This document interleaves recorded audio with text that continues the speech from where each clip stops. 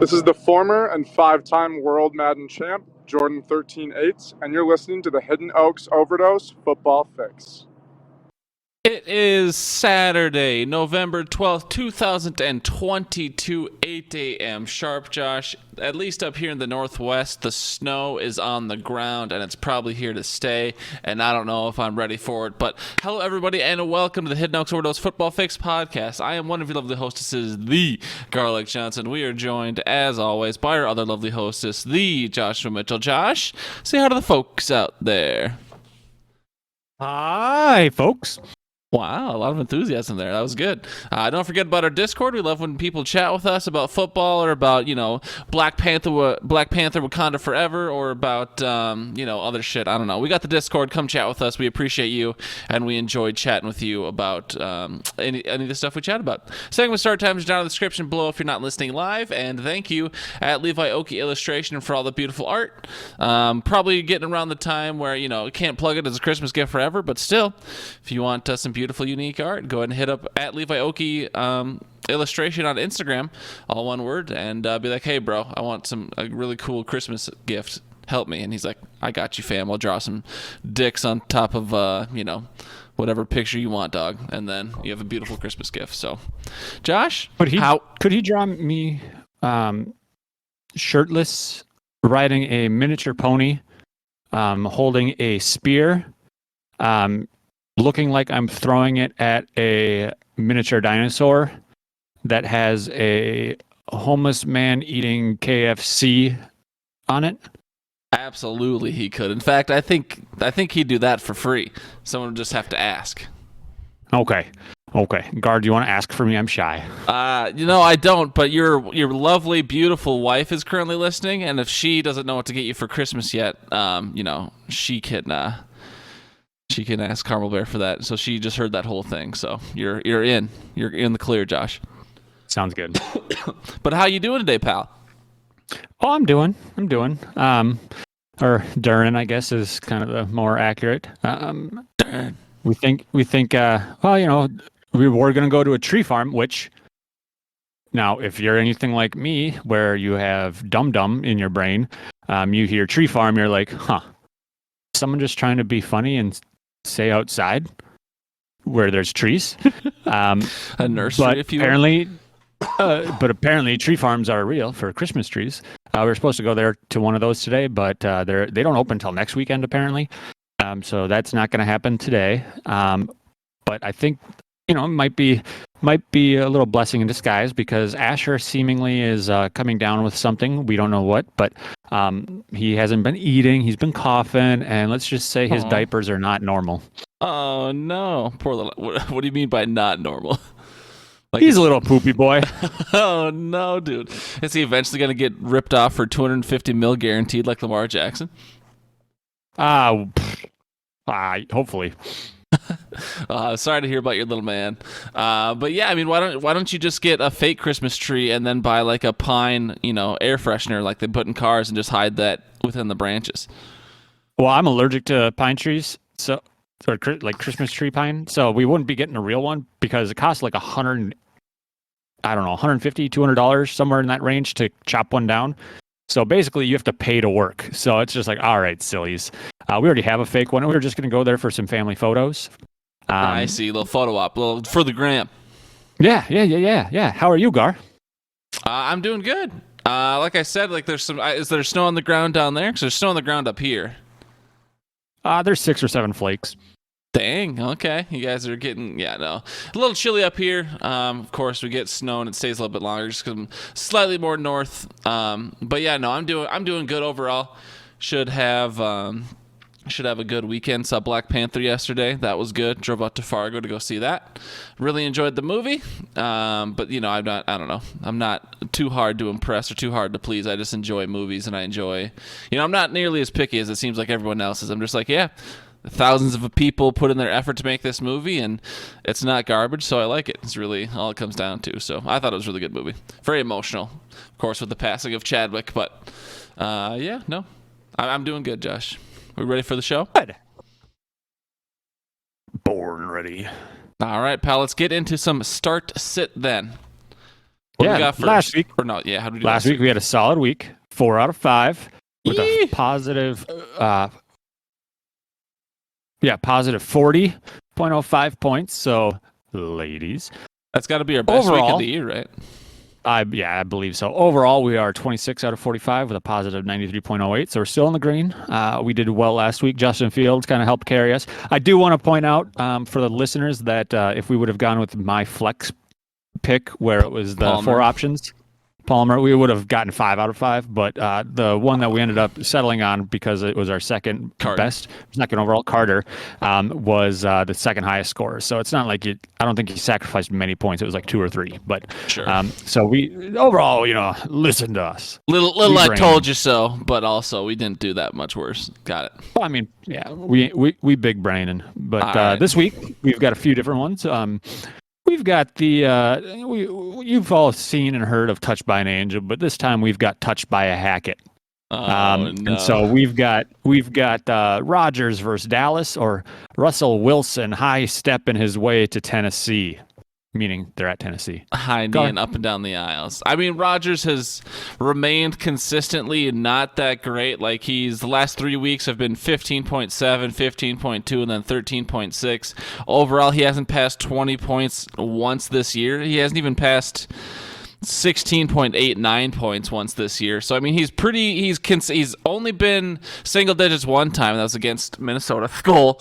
But I mean, yeah, Rodgers has been very consistently mid-teens all year, and so there's at this point you can't really say there's upside because he hasn't surpassed 17 points once. Wilson, he's gone above 20 one time. He's kind of in a similar category though. Tennessee allegedly has a bad defense, but that Denver Broncos offense has been very uninspiring, as everyone knows by this point. Russell Wilson's last game was against Jacksonville in London, and he got 13.78. And then the 2 weeks before that, he got 13.82 and then 9.16. So honestly, I'd rather die than play one of these two. I did have Rodgers in Brad's Guillotine League, and I dropped him I think I picked up Trevor Lawrence. So obviously, we can't play the game and say neither, but, in a perfect world, neither. Pick up fucking Danny Dimes or something, Danny Dashes. But if I had to pick between one of the two, it seems like Rodgers has the safer floor. If you're desperate for a win, maybe Russell has the higher ceiling just because he's surpassed 20 once. But I mean, Rodgers, I don't know. I pick neither. Josh, who do you want? And we'll just go with that one. I'd probably lean Rodgers, even though he has 0 weapons. I think that I don't know. Dallas defense, though. He's always had that. Prove the haters wrong type attitude, and he's the 2-time reigning MVP.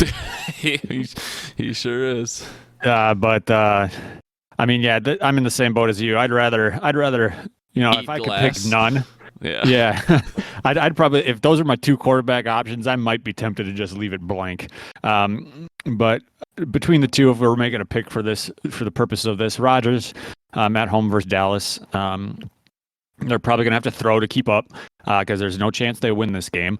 And so I think that's going to be the route to go. Tennessee with the run-heavy offense, I could see them being ball control, so Wilson might not have as many opportunities. Sure. Whereas with Dallas's offense, they're kind of a balanced offense, but they'll score on their 3rd play of every drive because of the Packers' defense being as bad as it is. So it's going to be, I think Rodgers has an opportunity to surpass 20 this week. All right, sounds good. We're going with Rodgers over Wilson for those who were touched by a Hackett. All right, Josh, moving on to the next category here. We've got some potential comeback player of the years. We got Saquon Barkley versus Houston, or we've got CMC versus the Los Angeles Chargers. That's on Sunday night. Who do you like here, Barkley or CMC? Neither. They both stink. No, I'm just kidding. Dare you. I picked this one just because of the comeback player of the year. It seems like these two are probably the front runners for it. And so I guess the Los Angeles Chargers run defense is extremely porous, but they've got a lot of different players in that offense. Obviously, for San Fran, they utilized CMC a couple weeks ago because last week was their bye, I believe. And so they utilized him a couple weeks ago. Who knows if they're going to continue with that trend? Odds are that he's going to get he's going to see the ball out of the backfield. But Barkley is that offense. And then with Danny Dimes having the opportunity to be Danny Dashes with read options, they might it might open up some more lanes for Barkley to get it on those plays. So I'm kind of torn between the two. I guess if I gunned ahead, I'd go Barkley. But CMC is like gnawing at me as well. So Gar, maybe you could sway me. Sure. I mean, yeah, I hear what you're saying. I feel like while remaining on the same scale of one having the safer floor and one having the higher ceiling, like we talked about with Rodgers Wilson a second ago, I feel like Barkley has the safer floor and CMC has the higher ceiling, but obviously CMC's ceiling is 20 times that of what Russell Wilson's was. So we're on the same scale, but like the polar opposite, if that makes sense. But I think, Barkley's almost guaranteed to get you 15 points. I feel like I'll stamp that as a guarantee right now. Barkley's going to get, probably 15 points this week. He's a rock solid running back. He has a nose for the end zone. So especially if it's a touchdown week for him, he's great. I would much prefer to play CMC because just last week, of course, we're not going to see this every week, but just the last week he played because he had to bye last week. But 2 weeks ago against the Rams, he put up 38.26 points. And we just talked about how the Chargers defense, especially the run defense, is absolute garbage this year. And so it's always possible that with a player as high of a profile as CMC, he becomes the distraction while everyone else has a good day. But I mean, when CMC is putting up almost 40 points in half-point PPR 2 weeks ago, I would much prefer to play CMC with that super high ceiling. Just because, I mean, even on a bad game, CMC is probably going to get you, 10-ish points. And so, if you want to talk about points over replacement, Christian McCaffrey has the potential to double Barkley's points, whereas Barkley, as rock solid as he is, and I completely agree, Barkley is rock solid, but he's probably going to get you 15 to 20, and that's really his range. So I'd prefer CMC very strongly. Yeah, I'll go with the upside potential. Obviously, if you have both of these guys, good luck or congrats. You're probably going to win a lot, but Right.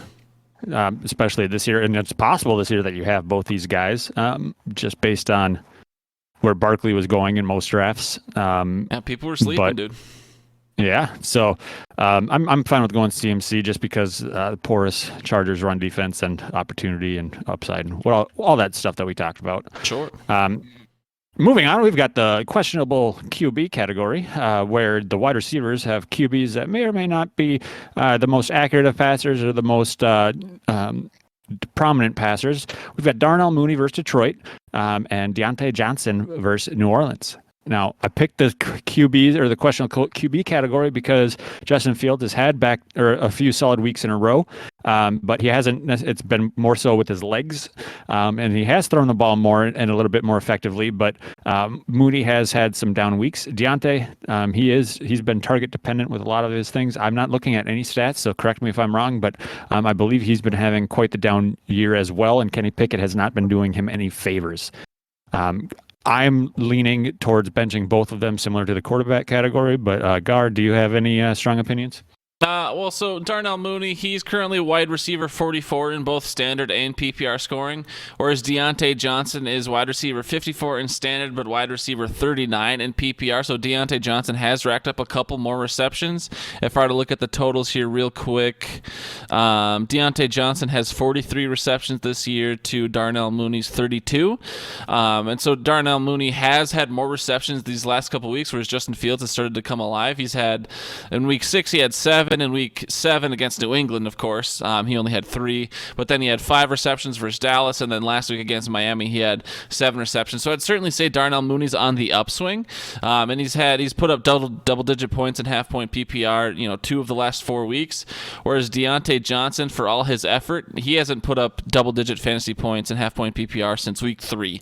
And so, Kenny Pickett certainly does not appear to be helping Deontay Johnson at all. So if he is getting higher reception numbers, it's not leading to touchdowns, and it's not leading to a lot of yards. Deontay Johnson has not surpassed 50 yards since week 5 against Buffalo. He's had 28, 42, and 35 the last 3 weeks he played, and then he had a bye last week. So, I mean, certainly I'd lean Booney here just because, a rising tide raises all ships, and, Chicago's finally gotten their head out of their ass a bit, and so if Justin Fields is playing better, of course Justin Fields is rushing for record numbers, but if Darnell Mooney is also benefiting, I think he has more upside. So I'd prefer Mooney over Johnson if I were picking. Okay. Yeah. Okay. I'd lean that way too, just because of the upswing of that offense. All right, Josh. And then next year, we all love a wonderful tight end. We love a great tight end. And so in this category, we're curious: do you like George Kittle versus the Los Angeles Chargers on Sunday night, or do you like T.J. Hawkinson with the new nightmare thrown him the rock at Buffalo this week? Did you just call Kirk Cousins the new nightmare? You're goddamn right, I did. Is it a new nightmare because of how he plays between the first and last drive of the game? No, it's a new nightmare because that's he's only good in games that start at noon. Was he good last week? Did we win? Did he do that, or was it the interception that was in field goal range? Did we fucking win, Josh? You're right. I'm actually leaning Hawkinson in this one just because of how often they used him last week. He's gotten another week to learn the offense. Depending on whether or not Josh Allen plays, that should be. I mean, even if Josh Allen doesn't play, that's probably going to be a pass-heavy game. And so I'm leaning Hawkinson in this one, mainly because of, like we talked about with the running back, CMC is a focal point in that offense most likely. So Kittle might not get as many opportunities. Plus that run defense for the Chargers is subpar, so they'll probably pound the rock a little bit more. So I'm leaning Hawkinson. Gar, how are you? I'm good, Josh. Thanks for asking. But yeah, no, I feel you with Hawkinson. Of course, I think last week was a bit of lightning in the bottle. Guy comes over in his very first week, like he's only on the team for 6 days, or he's on his 6th day on the team or 5th day on the team, whatever it is. He gets 9 receptions for 70 yards. That's pretty unheard of usually. Of course, you can't really look at the rankings fairly because Hawkinson was on a different team for most of the year, and then Kittle missed the first 2 weeks and then had to slowly reintegrate himself back into the offense. Kittle has put up, 8 receptions, 6 receptions, and 3 receptions the last 3 weeks he played, and he's found the touchdown. He's found the end zone the last 2 weeks, so he has been putting up double digits pretty consistently. But I agree with you that I think at least the projected game script, right? Of course, we could be 100% wrong, and Herbert and Eckler come out and just, punch the 49ers in the face immediately on Sunday night, and then the Niners are playing from behind, so the game script completely flips. But the projected game script going into Sunday night is that the 49ers run the rock a lot, and so Kittle should be a little less utilized, whereas the game script projected for the Vikings is that we should be garbage and we should be behind Buffalo because Buffalo is an actual good football team and the Vikings are frauds. So I'm not afraid rocking with Hawkinson here, especially in PPR formats. 9 receptions last week. Kirk was not afraid to pepper him early and often. And so with only one week of available tape on Hawkinson, there's still plenty of things, KOC could try and do to be creative with Hawkinson and use him in different ways that, the defense probably isn't prepared for, as good as Leslie Frazier is. So I'm not afraid to ride with Hawkinson here. That's fine. But Kittle is a solid option as well. Let's not pretend. Oh, yeah. Okay, Kool-Aid. One of these is not like the others, and I'm going to go ahead and let you try and decide which one that is. But we've got Zach Ertz at the Los Angeles Rams, Deebo Samuel at Philadelphia. Wait, no. Curtis Samuel at Philadelphia. Oh, was that Curtis Samuel? Okay, fuck. Sorry, go ahead. Rondale Moore at the Rams, or Najee Harris versus New Orleans. Which of those is not like the others, Gar? Not your pick. This isn't your pick for this. This is going to be which of those is not supposed to be in this category. Not supposed to be in this category? I was going to say Zach Ertz. Or shouldn't be. Zach Ertz is the only white guy. Najee Harris should not be in the flex appeal. Based on based on preseason draft capital, of course. The season doesn't always go the way you want. But yeah, Najee Harris should not be down here. And am I going to play him or Rondale Moore? That's a tough existence for Najee Harris for sure. Exactly. That is the one that is not like the others on that list. But Gar, with those 4 players in mind, Curtis Samuel, Zach Ertz, Rondale Moore, and Najee Harris, who's tickling your fancy? Oof, Josh. Well, I love to be tickled, wink. But Ertz should have the very solid floor. He's tight end 3 in PPR this year. I know I was hating on the entire Cardinals organization all year, but even with the reemergence of D-Hop, Ertz is doing fine for himself. He's usually he's found the end zone the last 2 weeks, and he's still getting plenty of opportunities. His targets went down for a couple weeks, but he had 8 last week against Seattle. So it'll be interesting because last I saw, and maybe he's out of it, but last I saw, Matthew Stafford Stafford was in the concussion protocol. And so if Matthew Stafford doesn't play, even though the Rams are garbage as is, it'll be interesting what Arizona has to do to win that game. Who knows? Moving on to and Rondale Moore's on the same team, so I could probably say the same about him. Rondale Moore's almost seemingly gotten better now that D-Hop is back, which is weird. But Rondale Moore's really popping off the page as well. So I'm leaning one of the two Arizona people right now. Najee Harris is just, who knows what's happening to this poor guy, but maybe the bye week will help them get right, and he's seen more reception the last couple weeks on your PPR format. Najee Harris has gotten more attractive. And then Curtis Samuel's kind of a wild card. He just had a good week last week where he found the end zone, and Minnesota's a not good defense. He exposes a little bit. But if I had to pick one, I know I'm just kind of rambling here. I mean, I'm down to the two Arizona people, which is tough because who knows what that game script will be, especially if Stafford doesn't play. But I think Ertz has the safest floor. And so I'd lean Ertz on the first reaction, but I could certainly be swayed in another direction if you have an argument to be had. No, I was debating between Ertz and Moore myself. Moore's had, it looks like they're trying to utilize him a lot more with D-Hop back, it seems. So those were the two that I had kind of in mind. Najee I was avoiding at all costs just because he seems to not... he can't get anything going, and a lot of it you can attribute to that, rookie quarterback, so they're loading the box and that horrible offensive line. Just can't get anything moving. Samuel at Philadelphia, that's a divisional game. Those are always kind of messy and fun. I guess so is Ertz at the Cardinals at the Rams, but I'd be fine going with Ertz. Rondale Moore being a close second. I guess would you prefer the floor or would you prefer the upside? Because I agree that Rondale Moore, the last 2 weeks, he's had 8 targets and 10 targets for 7 receptions and 8 receptions. And 2 weeks ago against us in Minnesota, he found the end zone. So, I think Rondale Moore has the higher upside. So do you want Rondale Moore with the upside or do you want Ertz with the floor? Upside. So that'd be Rondale Moore then. Oh, yeah. All right. You heard it here first. Folks. Start Rodgers over Wilson. Start CMC over Barkley. Start Mooney over Deontay Johnson. Start Hawkinson over Kittle. And start Rondale Moore over Ertz, Curtis Samuel, and Najee Harris. I'm sure our takes won't be ice cold by Monday morning. This is ironclad. We've never been wrong once in our lives, Josh. Exactly. We've never been wrong once yet about these picks. Haven't been wrong once this week, tell you that. Hell yeah. Moving on, Josh, to the FanDuel favorites of the week. FanDuel, or the FanDuel fun time, if you will. Who do you like this week? Who do you think's a good value, or who do you think's going to score a lot of points for the folks in the pod play along? I picked one. I'm going to go with Mr. Indestructible with Christian Watson. Solid 5,400. He's gotten 2 plays the last 2 weeks, and so he's trending upwards. If he gets a 3rd play this week, that's great. And so 5,400. Last week he got pulled out for a potential concussion. He never actually had a concussion. They just kept him out to be safe. So good on them for that, I guess. But there's nobody else in that offense, so might as well just try and utilize the guy that you drafted in the 2nd round. Right. It's not going to work, but, might as well for only 5,400 if you're loading up in other positions. Big brain. Might as well.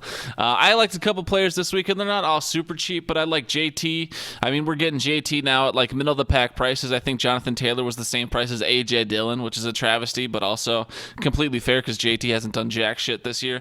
But Jonathan Taylor, I forgot who, the Colts are playing the Raiders. Jeff Saturday's first week. Who knows if Jeff Saturday can have an immediate impact on that offensive line that's played like garbage? Who knows if Jeff Saturday comes in with a completely new brand of football? Of course, they've had a short week, but that also means very little tape for the Raiders to review, so who knows? But JT has the talent upside to have a great week, so I like JT for 7,000. I also like Jeff Wilson Jr.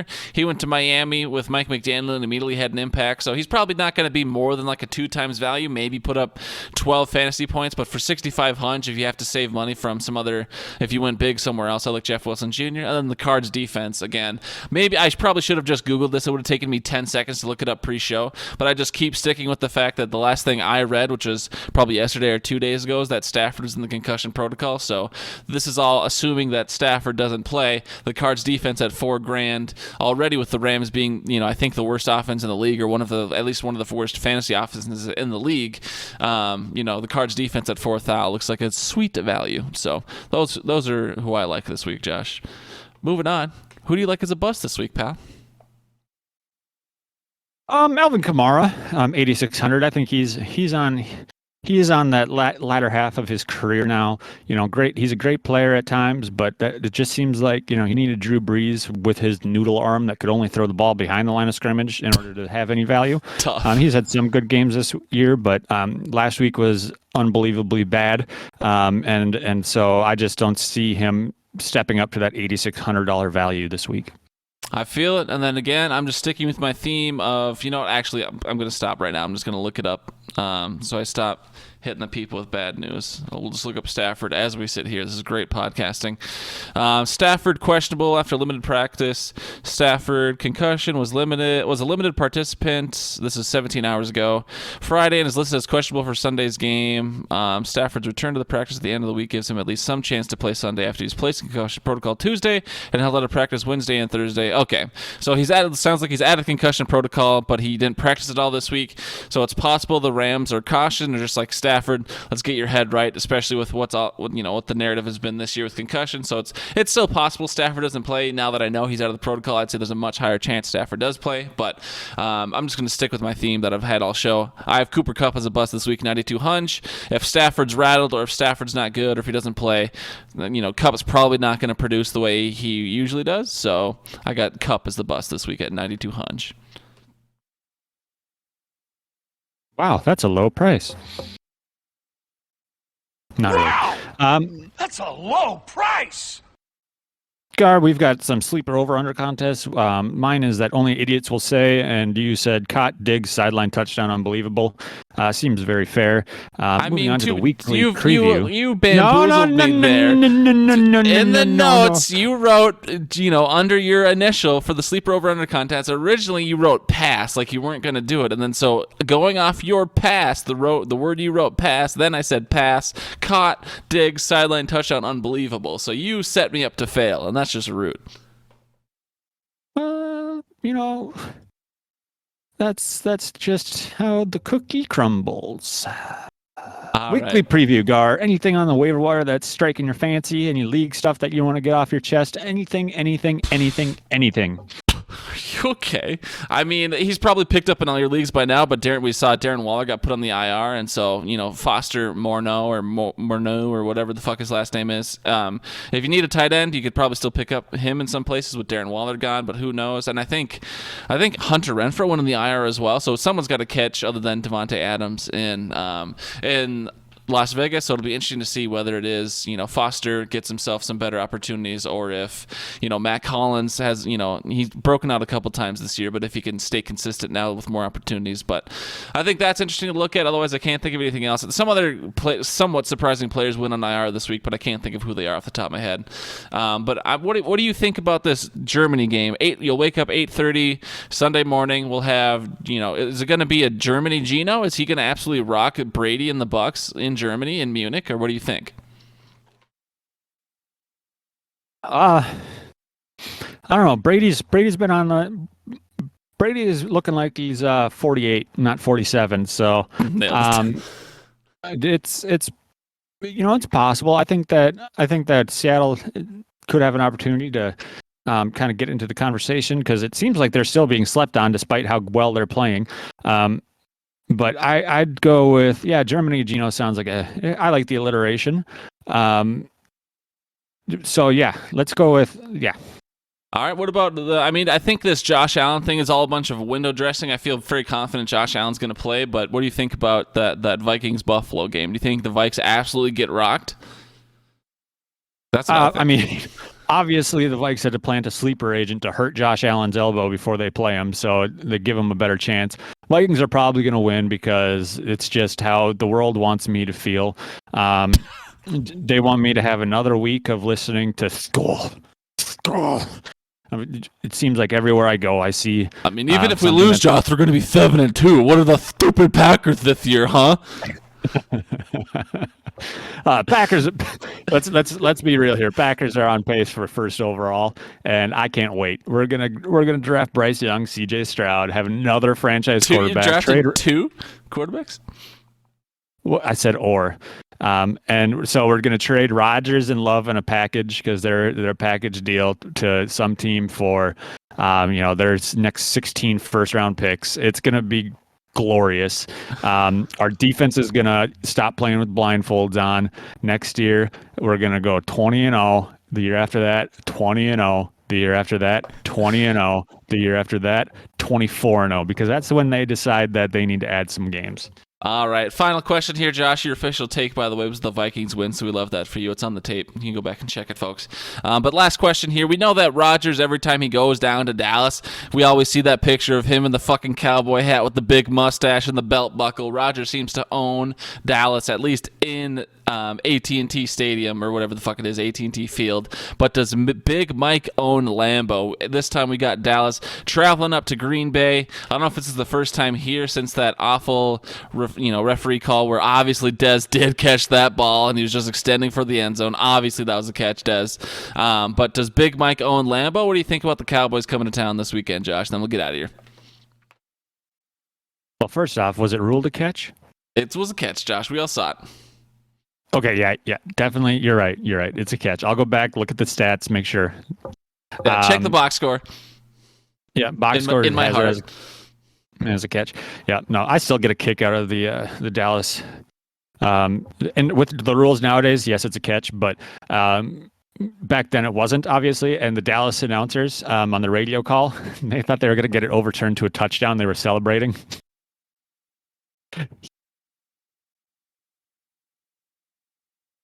But no, Big Mike does not own Lambeau. I think that Dallas does obviously have an opportunity to win. They're more than likely going to win. But Big Mike might own like one of the barbecue restaurants in Lambeau. That's probably where he's going to be calling most of the plays. I do think I am ready for that comeback. I think that while he did kind of get stale in our offense, and we needed the change, he brought a lot of wins to this organization. He brought a Super Bowl here, and say what you want about the number of years of Hall of Fame quarterback play. It's not easy to win the Super Bowl. Brady's just ruining it for fans of teams that only have one or two. Or zero. Or zero, yeah, sure. I mean, he is and so it's like, well, why don't we have 7? Well, it's because Tom Brady's a cheater and he's a pumpkin eater. Well, never mind. Pumpkin's probably not on the TB12 method. But I'm excited for that comeback just because I do hope that the Lambeau Field gives him an ovation of some kind, not the boos that they give tax evaders or welfare thieves. But I do think that he deserves one. Hey, that concussion cream is all time, pal. But let's get the fuck out of here, Josh. We're already over. So we thank you, everyone, so much for listening. We will be back Tuesday night at 8 p.m. sharp to go over everything that happened this week. Don't forget about our Discord. We love people chatting with us. And Josh, you have anything else you'd like to say to the folks before we get the fuck out of here, pal? Go Packers. Bye, everybody. See you Tuesday night. Go Packers. First overall pick.